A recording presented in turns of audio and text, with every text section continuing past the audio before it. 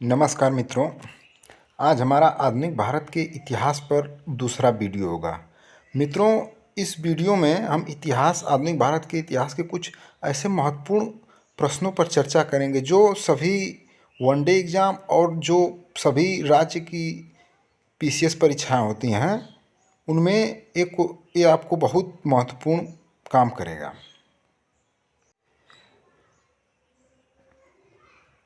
तथा इस वीडियो में हम कुछ फैक्चुअल क्वेश्चन जो होंगे याद करने वाले उनको याद करने के लिए बताएंगे, तथा जो समझने वाले क्वेश्चन होंगे उनको भी हम आपको समझाने का कोशिश करेंगे। तथा सभी क्वेश्चनों को याद नहीं किया जाएगा। जो क्वेश्चन परीक्षा की दृष्टि से ज़्यादा महत्वपूर्ण होंगे उन्हीं के बारे में इस वीडियो में हम चर्चा करेंगे। तो चलते हैं मित्रों, देखते हैं पहला क्वेश्चन। नील कृषकों की दुर्दशा पर लिखी गई पुस्तक नील दर्पण के लेखक थे। नील कृषकों की दुर्दशा पर लिखी गई पुस्तक नील दर्पण के लेखक थे दीनबंधु मित्र। वंदे मातरम गीत लिखा है बंकिम चंद्र चटर्जी ने। वंदे मातरम गीत लिखा है बंकिम चंद्र चटर्जी ने। आनंद मठ उपन्यास की कथा वस्तु आधारित है। आनंद मठ उपन्यास जो है उसकी कथा वस्तु किस पर आधारित है? तो सन्यासी विद्रोह पर आनंद मठ उपन्यास की कथा वस्तु। ये मित्रों बहुत महत्वपूर्ण क्वेश्चन है सब। वह विद्रोह जिसका उल्लेख बंकिम चंद्र चटर्जी ने अपने उपन्यास आनंद मठ में किया। वह विद्रोह जिसका उल्लेख बंकिम चंद्र चटर्जी ने अपने उपन्यास आनंद मठ में किया, सन्यासी विद्रोह।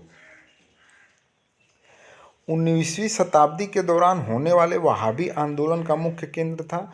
19वीं शताब्दी के दौरान होने वाले वहाबी आंदोलन का मुख्य केंद्र पटना था। पागलपंथी विद्रोह वस्तुतः एक विद्रोह था। पागलपंथी विद्रोह एक विद्रोह गारों का था। गारो एक जनजाति थी। पागलपंथी विद्रोह गारों का था। पागलपंथ की स्थापना किसने की थी? करमशाह ने। पागलपंथ की स्थापना करमशाह ने। फराजी कौन थे? हाजी शरीयतुल्लाह के अनुयायी थे। फराजी कौन थे? हाजी शरीयतुल्लाह के अनुयायी थे।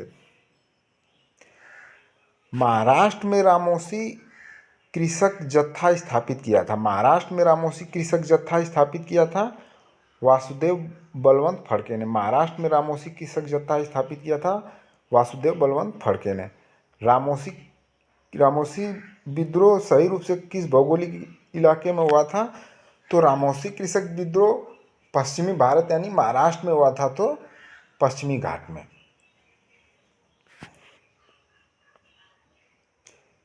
कोल विद्रोह का नेतृत्व किया। कोल विद्रोह का नेतृत्व किया बुद्धू भगत ने। कोल विद्रोह 1831-32 में हुआ था। इसका नेतृत्व बुद्धू भगत ने किया। संथाल विद्रोह का नेतृत्व 1899 के करीब में संथाल विद्रोह 1855-56 के करीब हुआ था। संथाल विद्रोह का नेतृत्व सिद्धू कान्हू एवं भैरव चांद ने किया। संथाल विद्रोह का नेतृत्व सिद्धू कान्हू एवं भैरव चांद ने किया।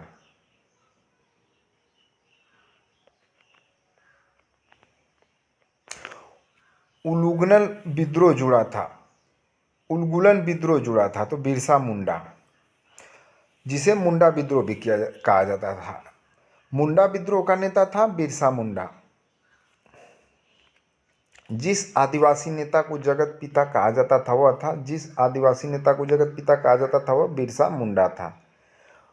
बिरसा मुंडा का कार्यक्षेत्र था झारखंड, सिंहभूमि, रांची, ये सब था बिरसा मुंडा का कार्यक्षेत्र। जनजाति लोगों के संदर्भ में आदिवासी शब्द का प्रयोग किया था ठक्कर बापा ने। जनजाति लोगों के संबंध में आदिवासी शब्द का प्रयोग किया था ठक्कर बापा ने।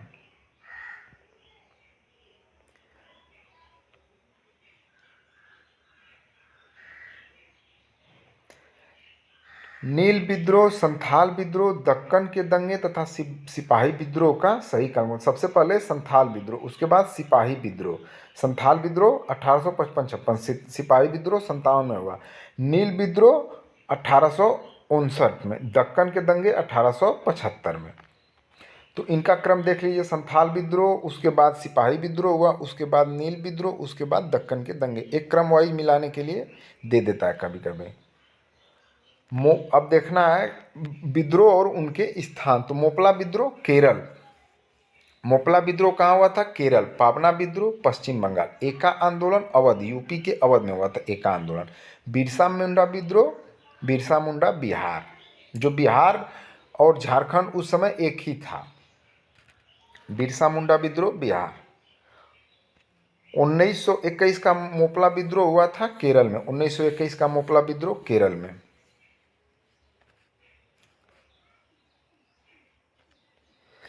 संथाल विद्रोह 1855-56 में हुआ था। संथाल विद्रोह कब हुआ था? 1855-56 में। बेल्लोर, बेल्लोर विद्रोह 1806, बेल्लोर विद्रोह 1806। फिर विद्रोह और उनको उनके स्थान दिए गए हैं। कूका विद्रोह, कूका विद्रोह पंजाब में हुआ था। कोली विद्रोह महाराष्ट्र। चुआर विद्रोह पश्चिम बंगाल। कुकी विद्रोह त्रिपुरा।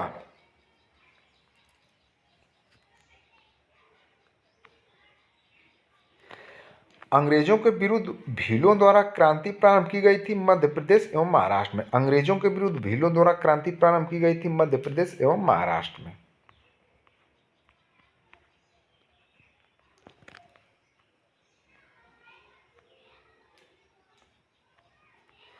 महात्मा गांधी एवं उनके विचारों से प्रभावित होने वाले प्रथम आदिवासी नेता थे। महात्मा गांधी एवं उनके विचारों से प्रभावित होने वाले प्रथम आदिवासी नेता थे तो वो जोडानांग थे। महात्मा गांधी एवं उनके विचारों से प्रभावित होने वाले प्रथम आदिवासी नेता जोडानांग थे। ये सब फैक्चुअल क्वेश्चन ही रटना ही पड़ेगा।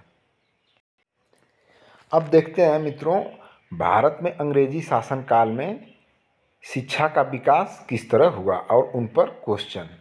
तो पहला क्वेश्चन बनता है मित्रों, अंग्रेजों ने भारत में प्रथम मदरसा स्थापित किया तो एक कलकत्ता में। भारत में अंग्रेजों ने प्रथम मदरसा स्थापित किया कलकत्ता में। एशियाटिक सोसाइटी ऑफ बंगाल के संस्थापक थे, एशियाटिक सोसाइटी ऑफ बंगाल के संस्थापक सर विलियम जोन्स थे। एशियाटिक सोसाइटी ऑफ बंगाल के संस्थापक सर विलियम जोन्स। वाराणसी में प्रथम संस्कृत महाविद्यालय की स्थापना की थी जोनाथन डंकन ने। वाराणसी में प्रथम संस्कृत महाविद्यालय की स्थापना जोनाथन डंकन ने की थी।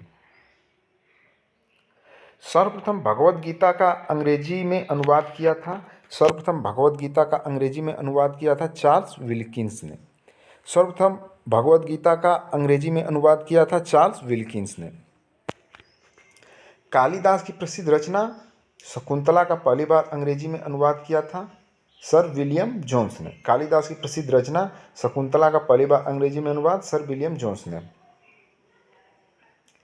ब्रिटिश सरकार के जिस अधिनियम ने सबसे पहली बार भारत में शिक्षा के लिए 1 लाख रुपए दिए थे तो चार्टर अधिनियम 1813। चार्ल्स वुड का आदेश पत्र संबंधित था, चार्ल्स वुड का आदेश पत्र संबंधित था शिक्षा से।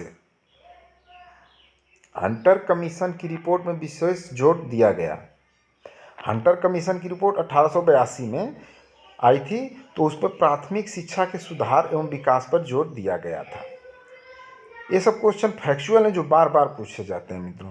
सैंडलर आयोग संबंधित था, सैंडलर आयोग संबंधित था शिक्षा से, सैंडलर आयोग संबंधित था शिक्षा से। लॉर्ड मैकाले संबंधित था अंग्रेजी शिक्षा से, लॉर्ड मैकाले अंग्रेजी शिक्षा से संबंधित था। भारत के औपनिवेशिक काम में अधोमुखी निस्यंदन सिद्धांत संबंधित था। तो अधोमुखी निस्यंदन सिद्धांत का मतलब कि कुछ उच्च लोगों को शिक्षा दे दी जाए तथा उनके माध्यम से जो निचले तबके के लोग हैं उनको शिक्षा मिल जाएगी, उसे ही अधोमुखी निस्यंदन कहा जाता था। तो ये शिक्षा के क्षेत्र से संबंधित था। भारत में आधुनिक शिक्षा प्रणाली की नींव पड़ी, भारत में आधुनिक शिक्षा प्रणाली की नींव पड़ी 1835 के मैकाले के स्मरण पत्र से। भारत में आधुनिक शिक्षा प्रणाली की नींव पड़ी 1835 के मैकाले के स्मरण पत्र से। भारत में प्रथम 3 विश्वविद्यालय की स्थापना कलकत्ता, मद्रास, बंबई की स्थापना कब हुई? तो वो 1857 के क्रांति के समय ही हुई। भारत में प्रथम 3 विश्वविद्यालय की स्थापना 1857 ईस्वी में हुई। किसके प्रयत्नों से बंबई में प्रथम महिला विश्वविद्यालय की स्थापना हुई? तो वो थे DK Karve. Deccan education society की स्थापना से संबंधित थे, डेक्कन एजुकेशन सोसाइटी की स्थापना से बाल गंगाधर तिलक। डेक्कन एजुकेशन सोसाइटी की स्थापना से कौन संबंधित था? बाल गंगाधर तिलक। डेविड हेयर और अलेक्जेंडर डफ के साथ मिलकर जिसने कलकत्ता में हिंदू कॉलेज की स्थापना की तो वो राजा राम मोहन राय थे। डेविड हेयर और अलेक्जेंडर डफ के साथ मिलकर जिसने कलकत्ता में हिंदू कॉलेज की स्थापना की तो वो राजा राम मोहन राय थे। मित्रों, उन्हें आधुनिक भारत का अग्रदूत कहा जाता था या प्रथम आधुनिक पुरुष भारत का कहा जाता था। राजा राम मोहन राय कई क्षेत्रों में महत्वपूर्ण योगदान दिए।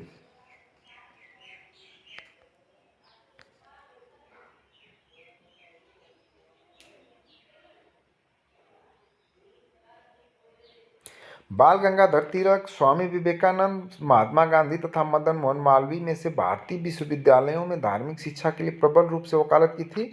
तो मदन मोहन मालवीय ने थोड़ा धर्म की ओर इनका झुकाव ज़्यादा था, तो ये धार्मिक शिक्षा की ओर थोड़ा वकालत ज़्यादा की, हिंदू धर्म के लिए किए। बनारस हिंदू विश्वविद्यालय का शिलान्यास किया था। बनारस हिंदू विश्वविद्यालय का शिलान्यास लॉर्ड हार्डिंग।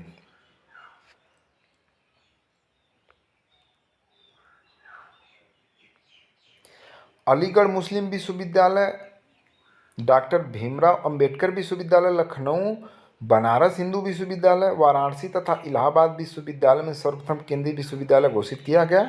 तो सर्वप्रथम बनारस हिंदू विश्वविद्यालय वाराणसी को केंद्रीय विश्वविद्यालय घोषित किया गया।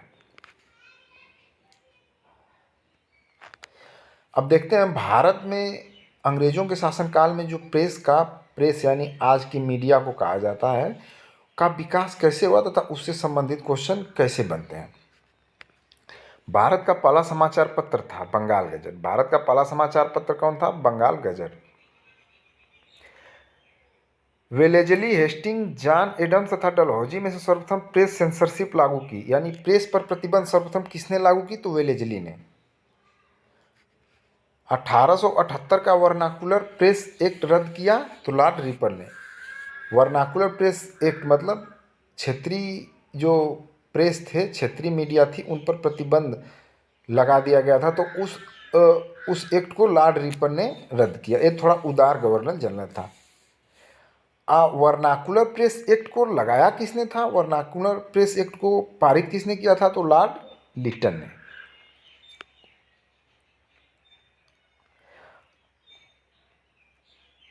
पत्रकार के कर्तव्य का निर्वहन करते हुए जेल जाने वाले प्रथम भारतीय थे। पत्रकार के कर्तव्य का निर्वहन करते हुए जेल जाने वाले प्रथम भारतीय बाल गंगाधर तिलक थे। अमेरिका में फ्री हिंदुस्तान अखबार शुरू किया था। अमेरिका में फ्री हिंदुस्तान अखबार शुरू किया था तारकनाथ दास ने। अमेरिका में फ्री हिंदुस्तान अखबार शुरू किया तारकनाथ दास ने। फारसी साप्ताहिक मिरातुल अखबार को प्रकाशित करते थे। फारसी साप्ताहिक मिरातुल अखबार को प्रकाशित कौन करता था? राजा राम मोहन राय। गदर पत्र का प्रथम अंक प्रकाशित हुआ उर्दू भाषा में। गदर पत्र का प्रथम अंक प्रकाशित हुआ उर्दू भाषा में।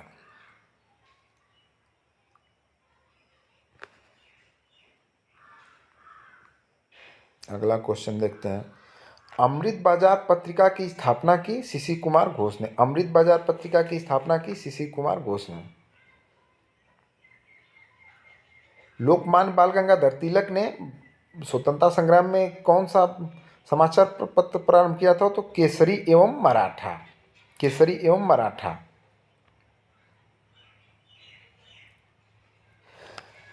क्रांतिकारी काल की लोकप्रिय पत्रिकाएं जो अनेक कारणों से कांग्रेस की आलोचना करती थी। क्रांतिकारी काल की पत्रिकाएं थी, क्रांति के बारे में लिखी जाती थी, वो कांग्रेस की उनमें से जो आलोचना करने वाली थी बंगवासी, काल तथा केसरी। हालांकि केसरी क्रांतिकारी पत्रिका खुल के नहीं थी। हाँ, वह समाचार पत्र जिन्होंने भारतीय स्वतंत्रता संग्राम के काल में क्रांतिकारी आतंकवाद की वकालत की थी। तो क्रांतिकारी आतंकवाद की वकालत करने वाली पत्रिकाएं संध्या, युगांतर तथा काल थी। ये मुख्य रूप से क्रांति गतिविधियों और उनको प्रोत्साहन के लिए लिखी जाती थी। तो एक क्वेश्चन महत्वपूर्ण हो सकता है, संध्या, युगांतर तथा काल। सोम प्रकाश नामक समाचार पत्र शुरू किया ईश्वरचंद विद्यासागर ने। सोम प्रकाश नामक समाचार पत्र शुरू किया था ईश्वरचंद विद्यासागर ने। New India, leader, young India तथा फ्री प्रेस जर्नल अखबारों में से मुख्यतः उदारवादियों की नीतियों का प्रचारक था। तो लीडर जो था, लीडर समाचार पत्र, वो उदारवादियों की नीति का प्रचारक था। दी ओपिनियन पत्र नहीं छापा जाता था उर्दू भाषा में। इंडियन ओपिनियन पत्रिका के प्रथम संपादक थे, तो इंडियन ओपिनियन पत्रिका को महात्मा गांधी द्वारा शुरू किया गया था। इंडियन ओपिनियन पत्रिका के प्रथम संपादक थे मनसुख लाल नजर थे।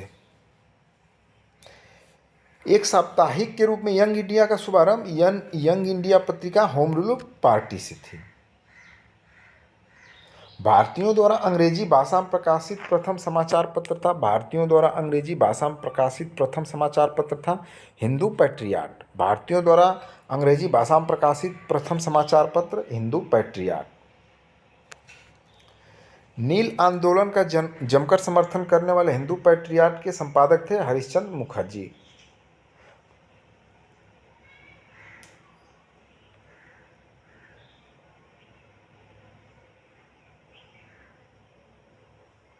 अंग्रेजी पत्र इंडिपेंडेंट जुड़ा था मोतीलाल नेहरू से। अंग्रेजी पत्र इंडिपेंडेंट जुड़ा था मोतीलाल नेहरू से।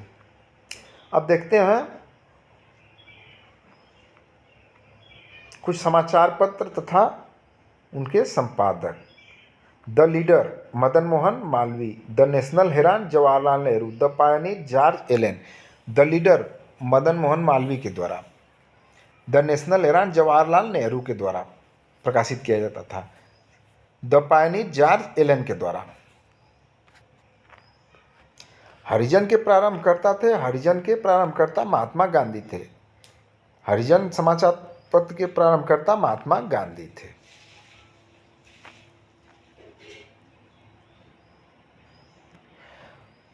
मराठी पाक्षिक बहिष्कृत भारत आरंभ किया था। मराठी पाक्षिक बहिष्कृत भारत आरंभ किया था भीमराव अंबेडकर ने। मराठी पाक्षिक बहिष्कृत भारत आरंभ किया था भीमराव अंबेडकर ने। The Al Hilal Comrade, the Indian Sociologist, the Zamindar में से वह जर्नल जो अब्दुल कलाम आज़ाद द्वारा प्रकाशित है। तो अल हिलाल जर्नल अब्दुल कलाम आज़ाद द्वारा प्रकाशित था। अल हिलाल जर्नल अब्दुल कलाम आज़ाद द्वारा।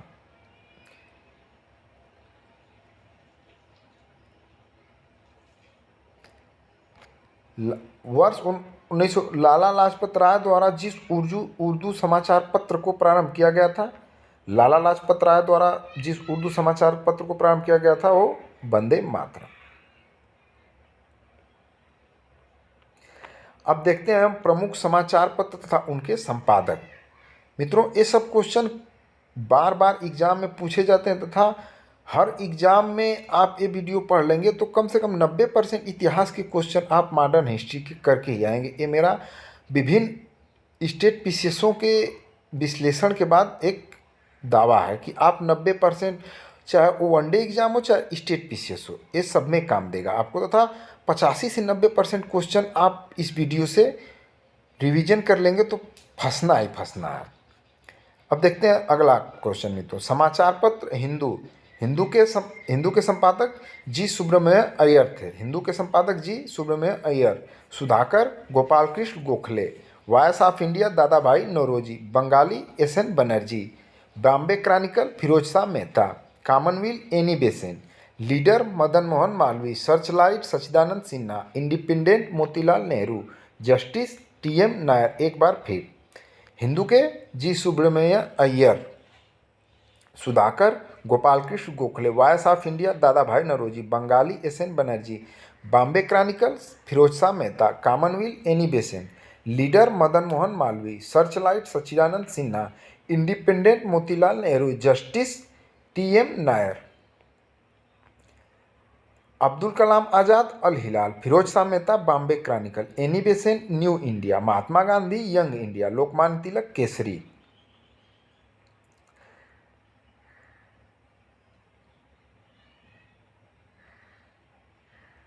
महात्मा Gandhi Young India. Bal Gangadhar Tilak Kesari. Annie Besant Commonwealth. Bhimrao Ambedkar Mook Nayak. Annie Besant New India. Dadabhai Naoroji Rast Guptar.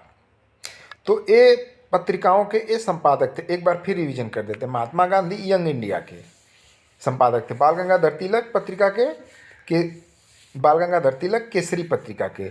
Any Besant Commonwealth. Bhimrao Ambedkar Mook Nayak. Annie Besant New India. Dadabhai Naoroji Rast Guptar.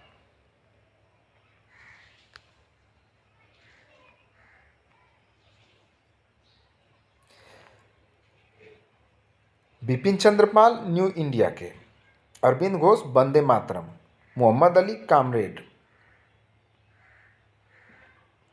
अब देखते हैं कि आधुनिक भारत के इतिहास में सामाजिक एवं धार्मिक सुधार आंदोलन से किस तरह क्वेश्चन पूछे जाते हैं तथा उनको हम किस तरह से, जो याद करने वाले क्वेश्चन हैं उनको भी देखेंगे तथा जो समझने वाले हैं उनको भी बताएंगे। तो याद करने वाले क्वेश्चन को आपको मित्रों याद ही करना पड़ेगा।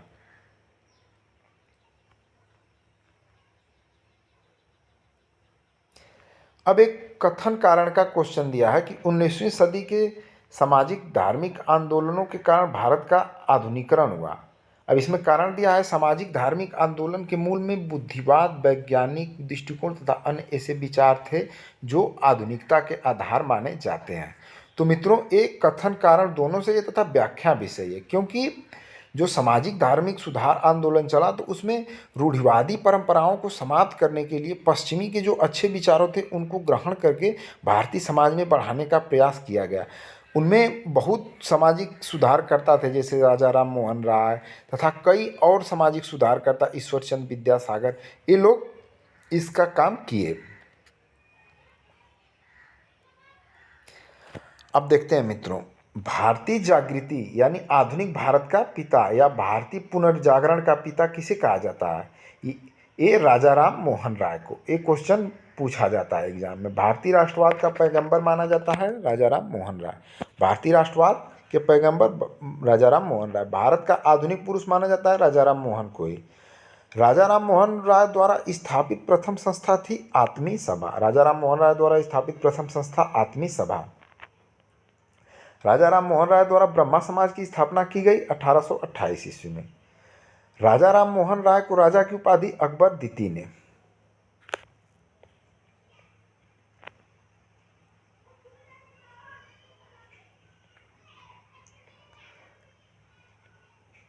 भारतीय ब्रह्मा समाज के संस्थापक राजा राम मोहन राय ब्रह्मा समाज के संस्थापक, भारतीय ब्रह्मा समाज के संस्थापक केशव चंद्र सेन थे।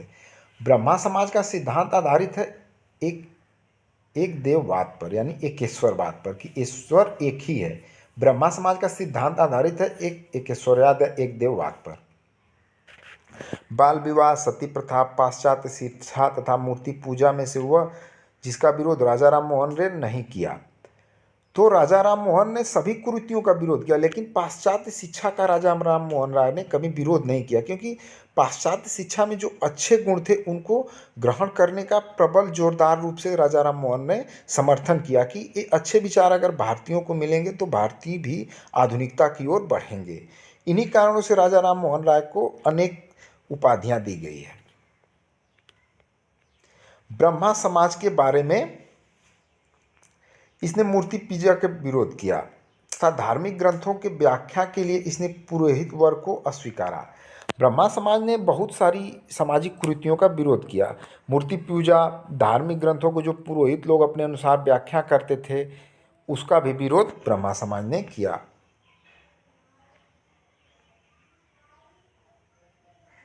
विवेकानंद ने शिकागो में आयोजित पार्लियामेंट ऑफ वर्ल्ड रिलीजन्स में भाग लिया। अमेरिका के शिकागो में जो आयोजित हुई थी वर्ल्ड रिलीजन, विभिन्न धर्मों के चर्चा के लिए, तो 1893 में स्वामी विवेकानंद ने भाग लिया।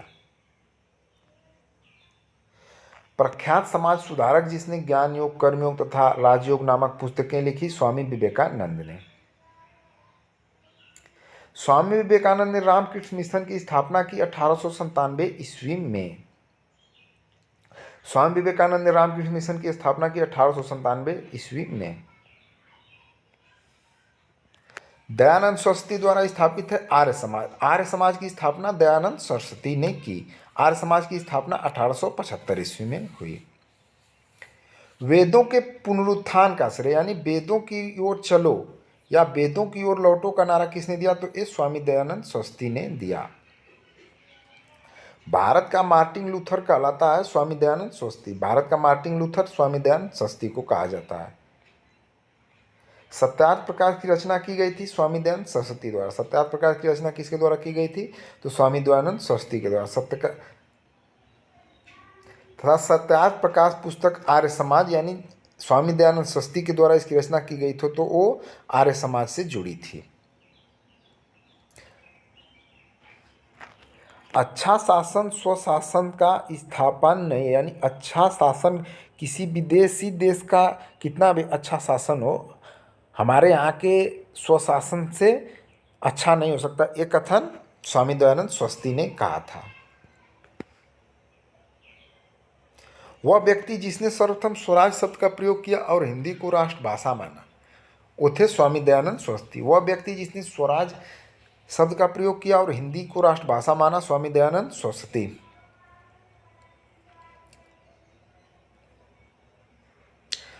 तुलसीदास, राजा राम मोहन राय, स्वामी विवेकानंद तथा दयानंद स्वस्ति का सही क्रम। तो सबसे पहले तुलसीदास, उसके बाद राजा राम मोहन राय उनके बाद के काल के थे, तथा उससे कुछ समय बाद स्वामी दयानंद सरस्वती थे, तथा उसके बाद स्वामी विवेकानंद थे। महाराष्ट्र में प्रार्थना समाज की स्थापना आत्माराम पांडुरंग ने महाराष्ट्र में की थी। प्रार्थना समाज की स्थापना आत्माराम पांडुरंग ने की थी।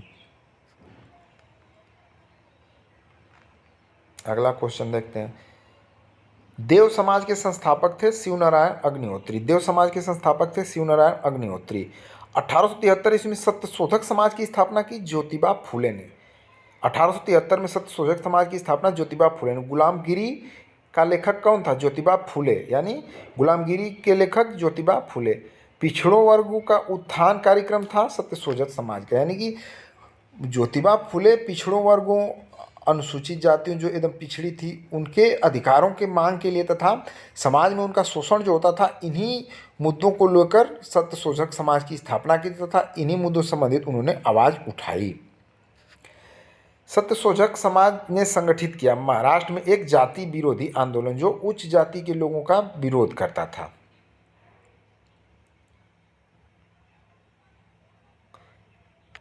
महाराष्ट्र का वह सुधारक जिसे लोकहितवादी कहा जाता था, महाराष्ट्र का वह सुधारक जिसे लोकहितवादी कहा जाता था गोपाल हरि देशमुख को।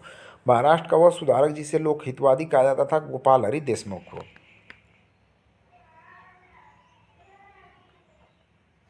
दी एज ऑफ कंसेंट एक्ट पारित हुआ, यानी कि शादी के लिए उम्र का एक अधिनियम कब पारित हुआ? तो वो 1891 में, उसे दी एज ऑफ कंसेंट एक्ट कहा जाता है।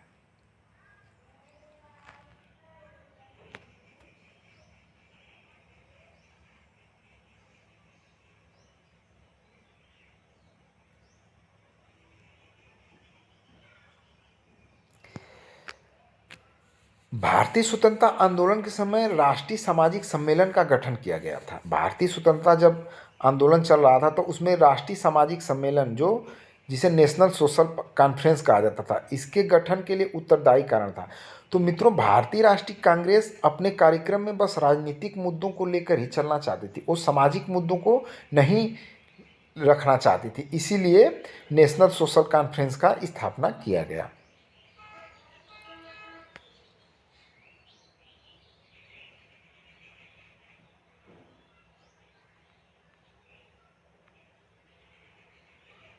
अगला क्वेश्चन देखते हैं। 1856 में कानून पारित हुआ, वह था धार्मिक असुविधा कानून तथा विधवा पुनर्विवाह कानून, यानी धार्मिक धर्म के लिए जो असुविधा होती थी उसके लिए कानून पारित किया गया कि आप कोई धर्म मतलब मान रहे हैं या दूसरे धर्म को परिवर्तन करके दूसरे धर्म को अपना रहे हैं, तो वो धार्मिक असुविधा कानून उसके लिए पारित हुआ था। विधवा पुनर्विवाह कानून जो ईश्वरचंद्र विद्यासागर के अथक प्रयासों के बावजूद पारित हुआ। पश्चिमी भारत के डी के कर्वे का नाम जिस संदर्भ में आता है, पश्चिमी भारत के डी के कर्वे का नाम स्त्री शिक्षा तथा विधवा पुनर्विवाह के लिए आता है, जो इन्होंने योगदान दिया इसमें।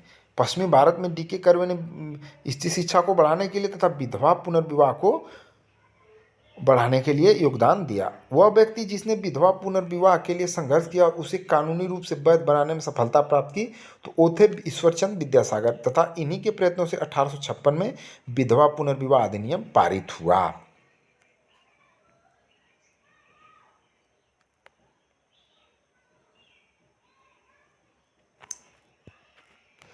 1872 में नेटिव मैरिज एक्ट को पारित कराने में महत्वपूर्ण भूमिका 1872 का नेटिव मैरिज एक्ट को पारित कराने में महत्वपूर्ण भूमिका केशव चंद्र सेन ने। बाल विवाह प्रथा को नियंत्रित करने हेतु 1872 के सिविल मैरिज एक्ट ने लड़कियों के विवाह की न्यूनतम उम्र निर्धारित की। बाल विवाह प्रथा को नियंत्रित करने हेतु 1872 के सिविल मैरिज एक्ट यानी लड़कियों के विवाह की उम्र उसमें 14 वर्ष थी। शारदा अधिनियम के अंतर्गत लड़कियों एवं लड़कों के विवाह की न्यूनतम आयु क्रमशः निर्धारित की गई थी। शारदा अधिनियम के अंतर्गत लड़कियों एवं लड़कों के विवाह की न्यूनतम आयु निर्धारित की गई थी। लड़कियों की 14 और लड़कों की 18 वर्ष। शारदा एक्ट बाल विवाह प्रतिबंध से संबंधित था। भारत में थियोसॉफिकल सोसाइटी मुख्यतः सफल थी एनी बेसेंट के प्रयासों के कारण। अब देखते हैं महत्वपूर्ण संस्थान तथा उनके संस्थापक। राजा राम मोहन राय ब्रह्मा समाज की स्थापना। राजा राम मोहन राय ने ब्रह्मा समाज, स्वामी दयानंद सरस्वती आर्य समाज, स्वामी विवेकानंद रामकृष्ण मिशन, महादेव गोविंद राणा ने प्रार्थना समाज।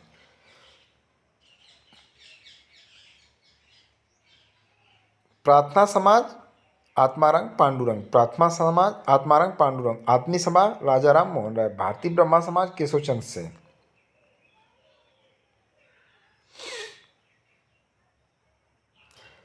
अब इनके स्थान देखते हैं। ब्रह्मा समाज कलकत्ता, पश्चिम बंगाल, कलकत्ता में स्थापना हुई थी ब्रह्मा समाज की। मानव धर्म सभा सूरत। आर्य समाज मुंबई। आर्य समाज महत्वपूर्ण है, ये मुंबई में इसकी स्थापना हुई थी।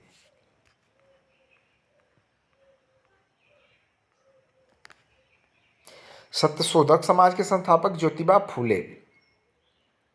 Mohammad Anglo Oriented College Aligarh, Sir Syed Ahmad Khan. Mohammad Anglo Oriented College Aligarh, Sir Syed Ahmad Khan. Tattvabodhini Sabha Debendranath Tagore. Tattvabodhini Sabha Debendranath Tagore. The Servant of India Society Gopal Krishna Gokhale. The Servant of India Society Gopal Krishna Gokhale 1905 में। सर्वेंट ऑफ इंडिया सोसाइटी की स्थापना गोपाल कृष्ण गोखले ने की थी। सर्वेंट ऑफ इंडिया सोसाइटी की स्थापना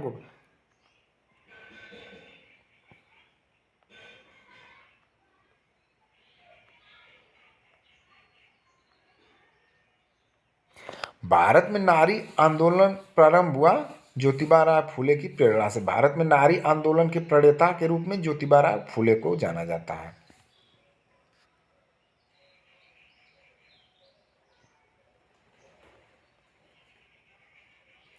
अगला क्वेश्चन देखते हैं।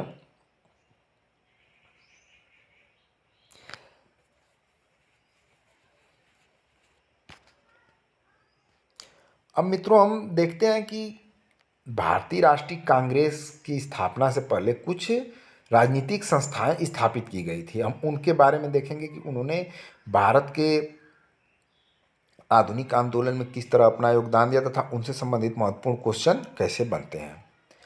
तो भारत में जिस राजनीतिक संगठन की स्थापना 1838 में हुई उसका नाम था, यानी कि जमींदारी एसोसिएशन। इसको हम अच्छी तरह से थोड़ा व्याख्या करें। जमींदारी एसोसिएशन पहली राजनीतिक संगठन था जिसने अपनी मांगों को एक संवैधानिक तरीके से सरकार के सामने प्रस्तुत किया तथा संवैधानिक दायरे में रहकर विरोध प्रदर्शन किया। तो एक जमींदारी एसोसिएशन राजनीतिक संगठन 1838 ईस्वी में स्थापना हुई।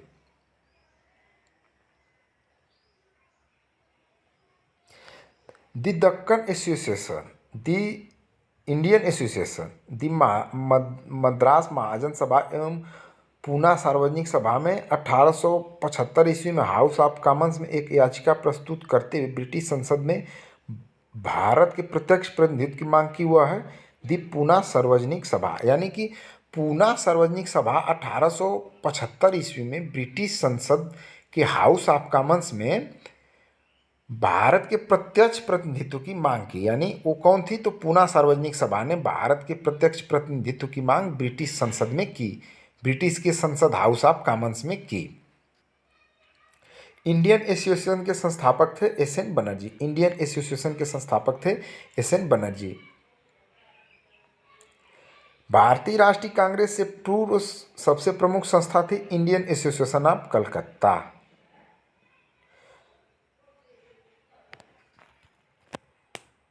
सत्येंद्रनाथ टैगोर, सुरेंद्रनाथ बनर्जी, आरसी दत्त तथा सुभाष चंद्र बोस में से वह नेता जो ब्रिटिश द्वारा इंडियन सिविल सर्विस से बर्खास्त किया गया था। तो मित्रों, सुरेंद्रनाथ बनर्जी को इंडियन एसोसिएशन यानी Indian Civil Service, Indian Association नहीं, इंडियन एसोसिएशन के संस्थापक थे, इंडियन सिविल सर्विस से इनको बर्खास्त किया गया। तो वो पहले कौन थे? सुरेंद्रनाथ बनर्जी जी ने इंडियन सिविल सर्विस से अंग्रेजों द्वारा बर्खास्त किया गया। सुरेंद्रनाथ बनर्जी द्वारा स्थापित उस संगठन का नाम जिसका 1886 ईस्वी में इंडियन नेशनल कांग्रेस में विलय हो गया। इंडियन नेशनल कांग्रेस में इंडियन नेशनल कॉन्फ्रेंस। राजनीतिक सुधारों को लेकर विरोध करने वाले पहले भारतीय थे सुरेंद्रनाथ बनर्जी। राजनीतिक सुधारों को लेकर विरोध करने वाले पहले भारतीय थे सुरेंद्रनाथ बनर्जी। अब देखते हैं कुछ महत्वपूर्ण राजनीतिक संस्थाएं तथा उनका किस क्रम में स्थापना हुई। तो बॉम्बे एसोसिएशन सबसे पहले, फिर उसके बाद इंडियन लीग, उसके बाद इंडियन एसोसिएशन, उसके बाद मद्रास महाजन सभा। एक बार पढ़ लीजिए, लेकिन धीरे धीरे कई बार रिवीजन करेंगे तो याद हो जाएगा। Bombay Association, Indian League, Indian Association, Madras Mahajan Sabha. Madras Mahajan सभा 1884 ईस्वी में स्थापित हुई। 1885 में स्थापित बम्बई प्रेसिडेंसी एसोसिएशन के संस्थापकों में से एक कौन था? तो 1885 में बॉम्बे प्रेसिडेंसी एसोसिएशन था, वो कई लोगों थे, जिसमें बदरुद्दीन तैयब जी, D.K. कर्वे जिसे, और उसके बाद फिरोज शाह मेहता भी थे। निम्नलिखित एसोसिएशन सोसाइटी तथा उनके स्थान। तो British India society London, British India society इसका कहाँ था संस्थान? London. Indian east India association London, national India association London, Indian association Calcutta.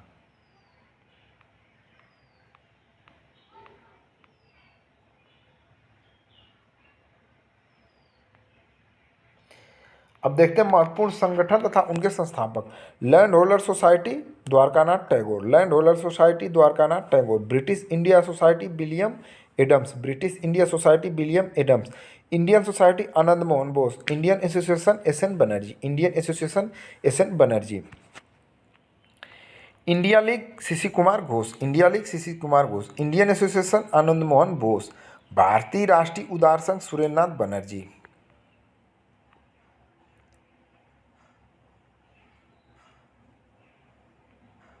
Land holder society of Bengal 1838 ईस्वी में इसकी स्थापना की गई थी। अब देखते हैं मित्रों, आधुनिक भारत के इतिहास में भारतीय राष्ट्रीय कांग्रेस का एक महत्वपूर्ण योगदान था तथा इनका भारतीय राष्ट्रीय आंदोलन का एक ऋण माना जाता है कि मतलब भारत की स्वतंत्रता का ऋण भारतीय राष्ट्रीय कांग्रेस को ही माना जाता है तथा इससे बहुत क्वेश्चन पूछे जाते हैं, चाहे वो कोई भी एग्जाम हो, स्टेट पीसीएस हो, चाहे वनडे हो, चाहे पुलिस हो, चाहे कोई भी एग्ज़ाम हो, तो इससे थोड़ा फोकसिंग ज़्यादा रहता है।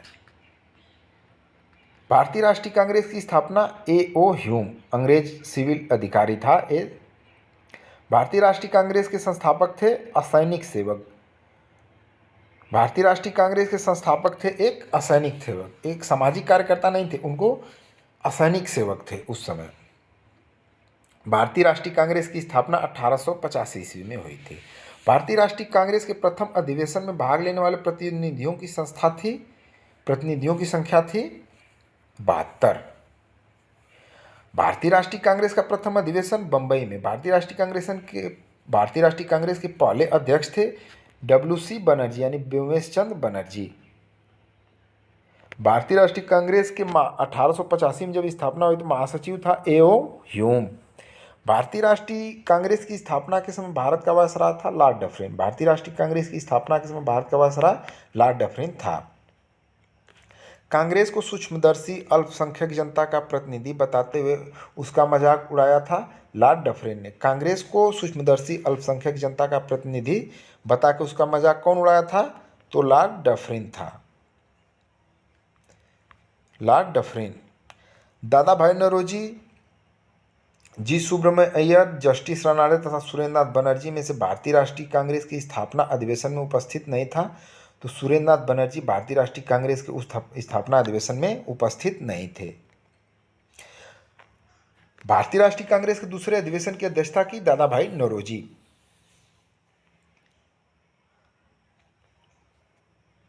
भारतीय राष्ट्रीय कांग्रेस के सर्वप्रथम मुस्लिम अध्यक्ष बदरुद्दीन तैयब जी।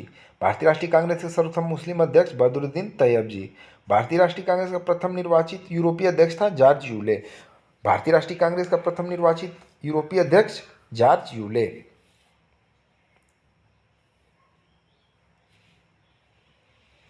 फिरोज शाह मेहता, हकीम अजमल खान, खान अब्दुल गफ्फार खान तथा सर सैयद अहमद में से वह जो भारतीय राष्ट्रीय कांग्रेस से कभी संबंध नहीं रहे।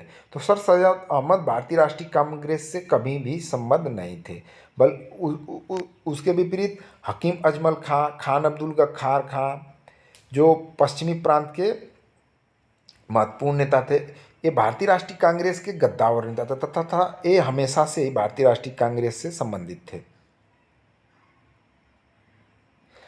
लाला लाजपत राय, एनी बेसेन, मोतीलाल नेहरू तथा बाल गंगाधर तिलक में से वह जो भारतीय राष्ट्रीय कांग्रेस का अध्यक्ष कभी नहीं चुना जा सका था, तो वो थे बाल गंगाधर तिलक। बाल गंगाधर तिलक को भारतीय राष्ट्रीय कांग्रेस का एक भी बार अधिवेशन करने या अध्यक्षता करने का अवसर नहीं मिल पाया। एक क्वेश्चन पूछा जाता है फैक्चुअल बेस पर कि वह कौन नेता थे जो भारतीय राष्ट्रीय कांग्रेस के किसी भी अधिवेशन की अध्यक्षता नहीं की, तो बाल गंगाधर तिलक। बाल गंगाधर तिलक भारतीय राष्ट्रीय कांग्रेस के किसी भी अधिवेशन की अध्यक्षता नहीं की।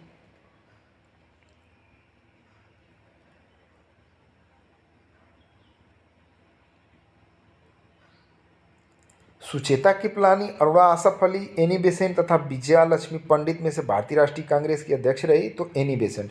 एनी बेसेंट भारतीय राष्ट्रीय कांग्रेस की प्रथम महिला अध्यक्ष थी। एनी बेसेंट भारतीय राष्ट्रीय कांग्रेस की प्रथम महिला अध्यक्ष थी। वह अधिवेशन जिसके लिए कांग्रेस ने पहली बार एक महिला को अध्यक्ष चुना तो वो कलकत्ता अधिवेशन था। कांग्रेस की प्रथम भारतीय महिला अध्यक्ष थी तो वो सरोजिनी नायडू थी। तथा ये पूछा जाए कि कांग्रेस की प्रथम महिला अध्यक्ष तो वो एनी बेसेंट थी। तथा ये पूछा जाए कांग्रेस की प्रथम भारतीय महिला अध्यक्ष तो वो सरोजिनी नायडू थी। इसमें कंफ्यूज हो जाते हैं लोग।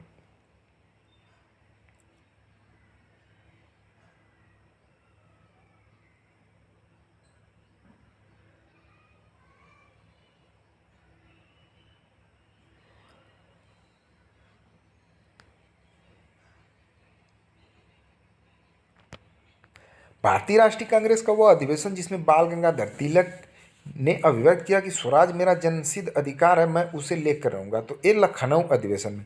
इसी अधिवेशन में गरम दल तथा नरम दल का विलय हुआ।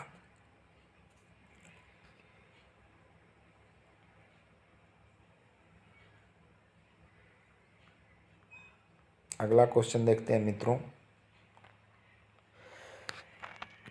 कांग्रेस पतन के लिए लड़खड़ा रही है। मेरी सबसे बड़ी अभिलाषा है कि जब तक मैं भारत में हूँ कांग्रेस की शांतिपूर्ण समाप्ति में सहयोग कर सकूं। यह कथन किसका था? तो ये लॉर्ड कर्जन ने कहा था। लॉर्ड कर्जन बंगाल विभाजन जो 1905 में हुआ था उसके कारण, इसी के कारण हुआ था। लॉर्ड कर्जन भारत का गवर्नर जनरल उस समय था। अध्यक्षीय संबोधन के समय जिस कांग्रेस अध्यक्ष ने हिंदी भाषा के लिए रोमन लिपि लागू करने की वकालत की थी वे थे सुभाष चंद्र बोस। वह स्वतंत्रता सेनानी जिन्होंने भारत की स्वतंत्रता प्राप्ति के बाद सुझाव दिया था कि भारतीय राष्ट्रीय कांग्रेस को समाप्त कर दिया जाए। तो मित्रों, महात्मा गांधी ने स्वतंत्रता प्राप्ति के बाद भारतीय राष्ट्रीय कांग्रेस को समाप्त करने की बात कही थी।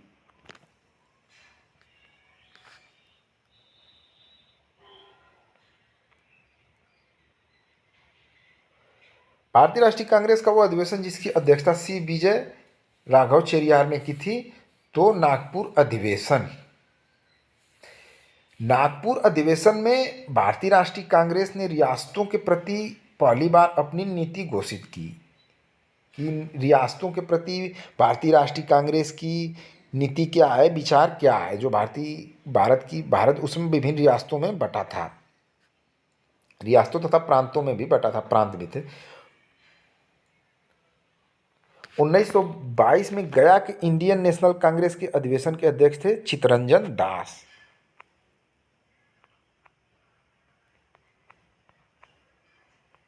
भारतीय राष्ट्रीय कांग्रेस का एकमात्र अधिवेशन जिसकी अध्यक्षता महात्मा गांधी द्वारा की गई थी तो वो था बेलगांव अधिवेशन। भारतीय राष्ट्रीय कांग्रेस का एकमात्र अधिवेशन जिसकी अध्यक्षता महात्मा गांधी द्वारा की गई थी, तो वो था बेलगांव अधिवेशन।